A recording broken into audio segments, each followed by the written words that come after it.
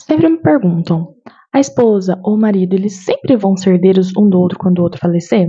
E depende. Por que depende? Depende do regime de bens que eles casaram. Então, por exemplo, se o casal casou no regime da comunhão parcial, que é o mais comum no Brasil hoje, apesar que essa realidade está mudando bastante, tem muitos casais que estão aí é, elaborando pacto antinupciais porque estão escolhendo outros regimes que são obrigatórios, esse documento, mas vamos falar aqui do regime que ainda é o mais utilizado e o escolhido entre os casais, que é a comunhão parcial.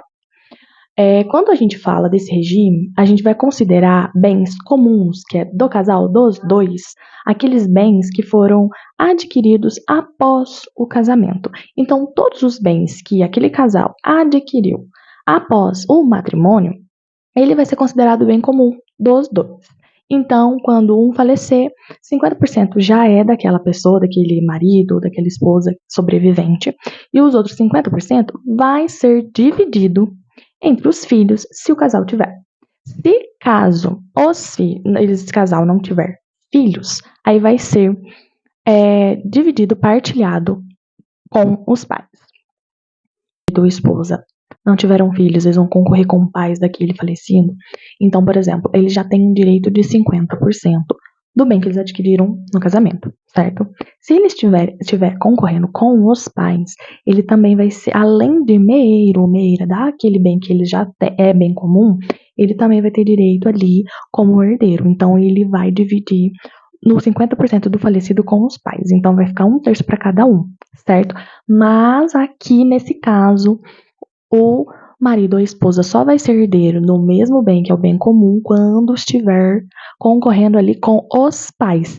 Se tiver filhos, de jeito nenhum. Só vai ficar com 50% que já é de direito e os outros 50% vai ser dividido pelos filhos, certo? Aqui é só quando a gente está falando de pai, mãe, avó, ascendentes que a gente fala no mundo do sucessório, certo? Então, a gente precisa analisar o regime de bens daquele casal.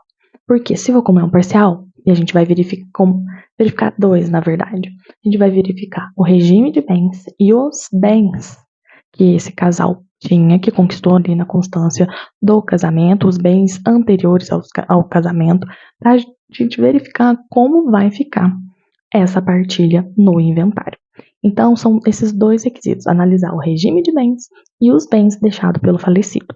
Tanto ali com o seu cônjuge, né, que a gente chama que ficou, tanto os bens que ele já tinha antes de se casar. Então, são pontos muito específicos que a gente precisa analisar para antes dizer se aquele que sobreviveu também vai ser herdeiro.